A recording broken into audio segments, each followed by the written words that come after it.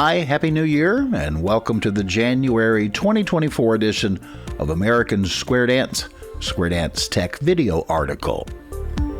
Recently, I had a state-level organization client who changed their officers with their last election.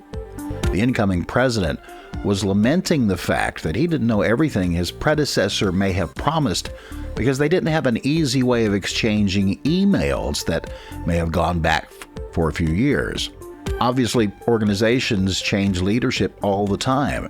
It would be nice if there was a way to make the transition smoother, or at least make available emails to successive leaderships in a relatively easy way. Well, let me show you how you can do that for absolutely free. We're going to use a trick that every Gmail account can use. You can have an unlimited amount of email addresses for every Gmail account without having to set up different accounts. All you have to do within the main email address is put a plus sign followed by another word. That creates a different email address, but under the same account. With these multiple email addresses, you can easily have email directed there, filter it, label it, and store it categorized for easier future search. With this one trick, we can set up an email account that will store all of your organization's emails. When it comes time to change officers, all of your emails will already be in one place. You won't have to bother forwarding multiple years' worth of emails to your successors.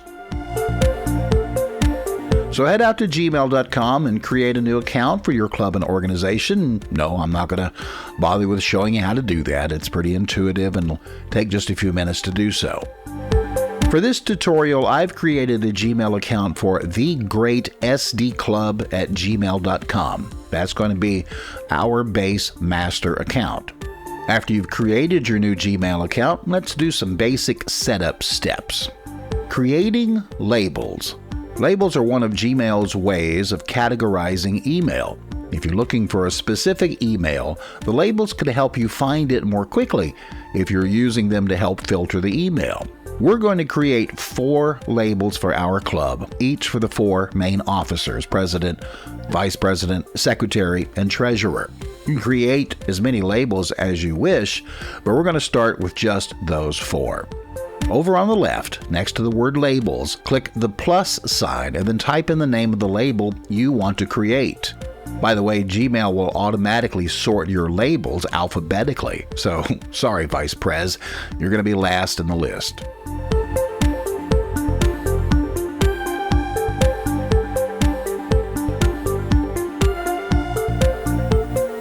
Once you've got them all set up, here's something else I'd consider doing: changing the color of the labels. It's invisible until you hover over it, but if you go to the end of the line where the label is, you'll see 3 vertical dots. Click on them and then click Label Color.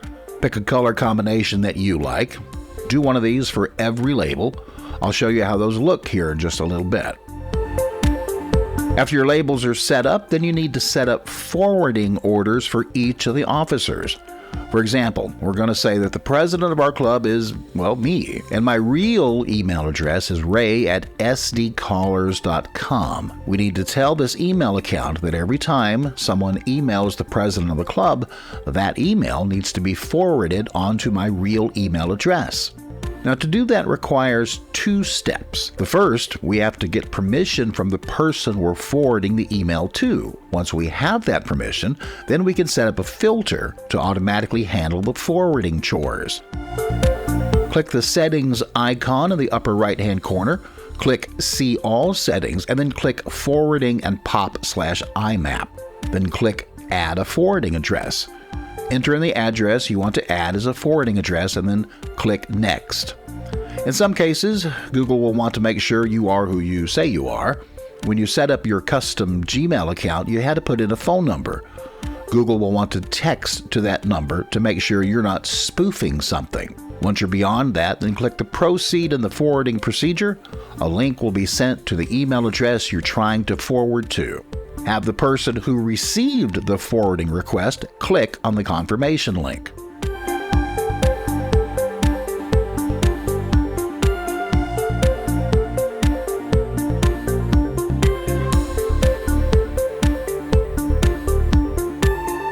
refresh the settings page on the club account. And sometimes Gmail is a little wonky, and you may find you have to do this next step a couple of times.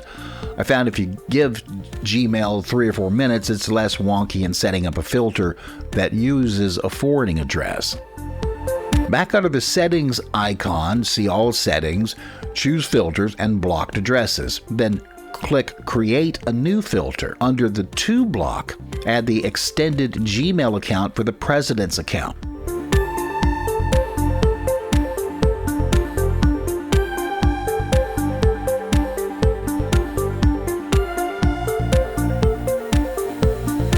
Click Create Filter.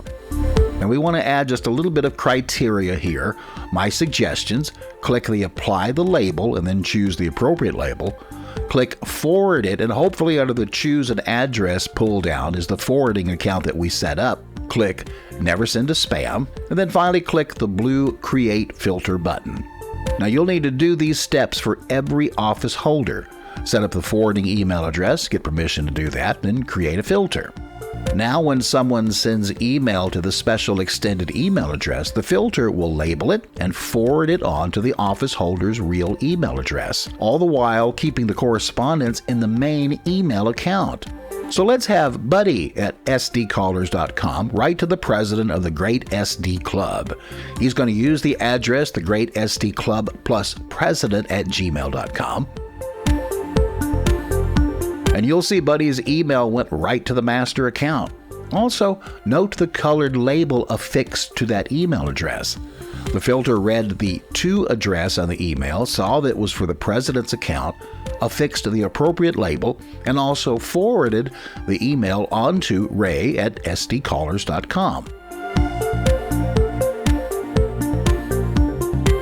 When the president of the club gets an email like this, they'll be responding with their quote-unquote real email address and not the extended version of the master account. So here's what your officers will need to remember to do.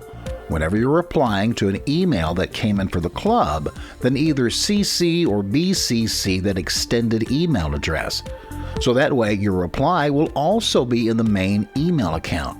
If you forget to do it, that is, reply without adding the CC or BCC, well then just forward the email on after the fact. You'll see the reply went back to the master account, and it was received by the originator of the email in the first place, Buddy in this case.